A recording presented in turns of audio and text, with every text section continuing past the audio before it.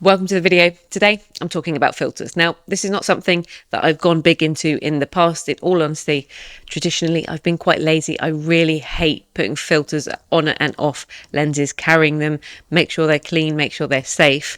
I have used them a little bit more recently in more of my video work because sometimes you just have to if you want to shoot wide open at the correct shutter speed. But in photography, unless I'm going out for a big landscape shoot and I want to do some long exposures, I haven't really used them. And that was until there was a new release of a filter which immediately caught my eye. You will have seen it in the title already. Today, I want to talk to you a little bit about this filter. It's the Everyday filter created by Polar Pro in collaboration with Shortstache, who is a photographer and artist. Garrett King is his official name or his real name. And in all honesty, I do draw a lot of inspiration from his work and his style. So when he released this, I was straight in there looking at it and checking it out, and I knew pretty instantly that I would like to check it out and try and add a little bit of creative flair to my photography. Now, I picked this up back in July, but it's now November, and I wanted to give it a really good test run before I shared any thoughts and opinion on it. And now I've had the chance to give it a real world test, and mostly I'll be talking about photography because that's mostly what I use it for, but there has been some video cases where I've used it as well. So let me start off with some specs and what it's all about. Fundamentally, it's two types of filter blended into one. It's a CP and a mist filter. A CP filter, or a circular polarizer, is used to try and cut the glare off things. You can add a little bit more contrast into your image, so it's really nice for reducing glare on water or on glass. So if you're shooting into a car interior, for example, really handy. And if you've got any water in your shot, you can twist the filter around and you can get it just so the reflection is cut out where you want it to be. This is a super handy feature and a really good filter, to be honest with you, to have on a day-to-day basis. As I've said, I've just been a little bit lazy historically in actually using them. The mist part of the filter is something I haven't really had a huge amount of experience with.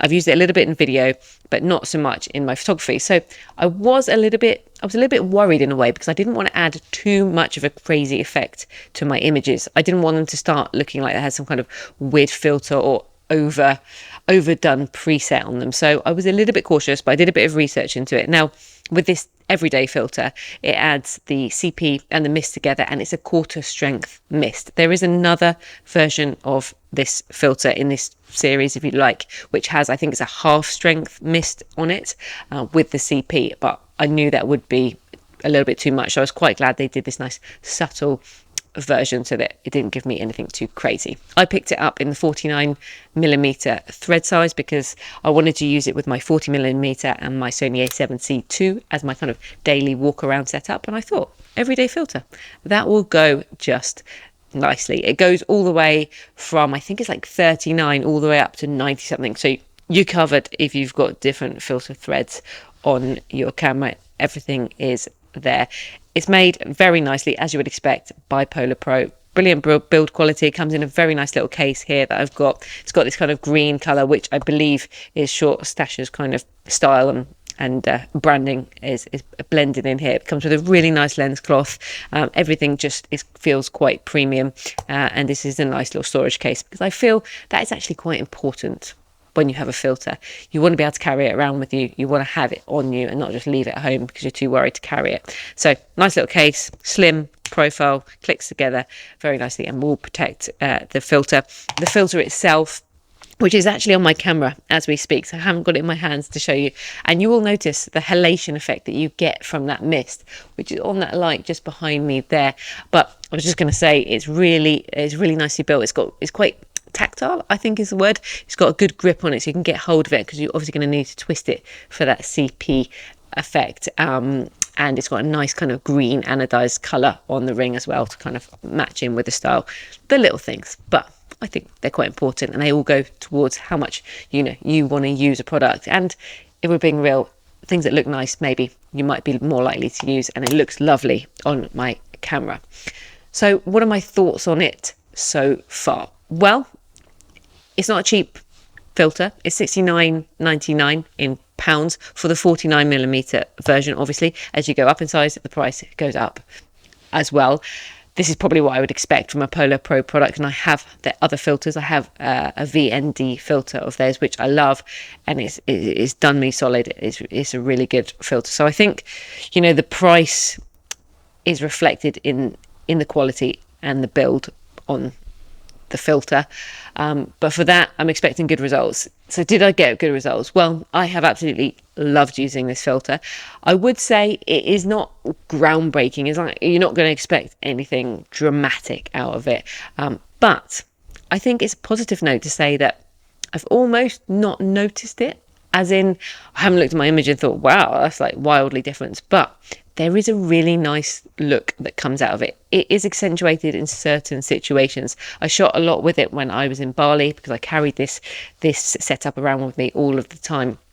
And when I was shooting some early morning beach shots, there was this kind of haze and just pastel-y kind of look to the scene anyway. But this really accentuated it in a really, really nice way. And they were actually some of my favourite shots that came out of that trip. And I was able also to use that CP element of the filter to just reduce some of the reflection and glare that was coming off the water. And I used this throughout this trip when I was shooting kind of seascape scenes, and just trying to add a little bit of mood and a little bit of mist, especially in those lower light situations.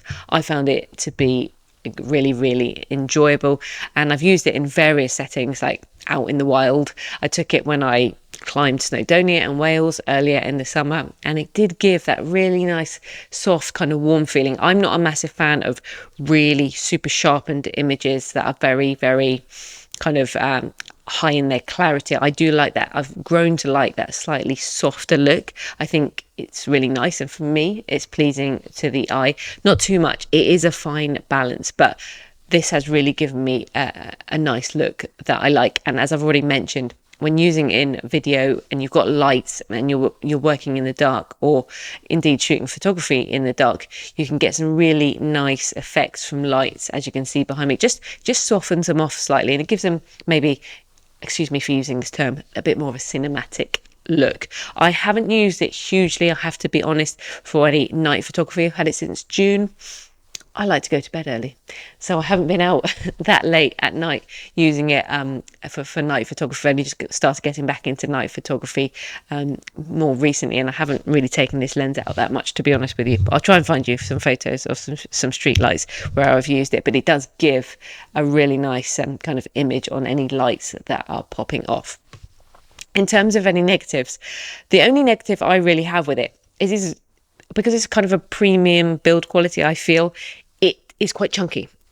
Not so much that it makes my camera heavy or anything like that, but you will struggle to get a lens hood. I've got a really nice metal lens hood that I like to use. It's a square lens hood with this setup. I've made a video about it previously, and I can't get it on over the top of this filter. So somewhere I have to make the compromise, the filter or the lens hood.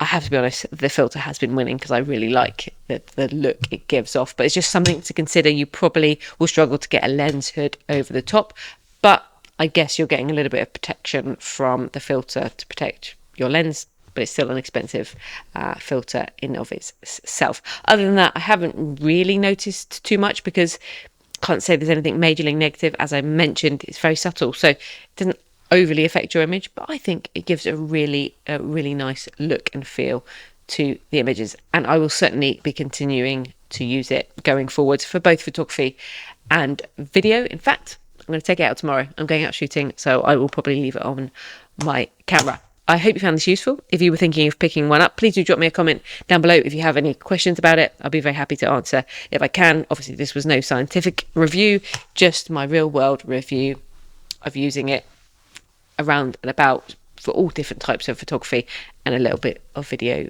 too. Thank you very much for watching, and I will look forward to seeing you in the next video.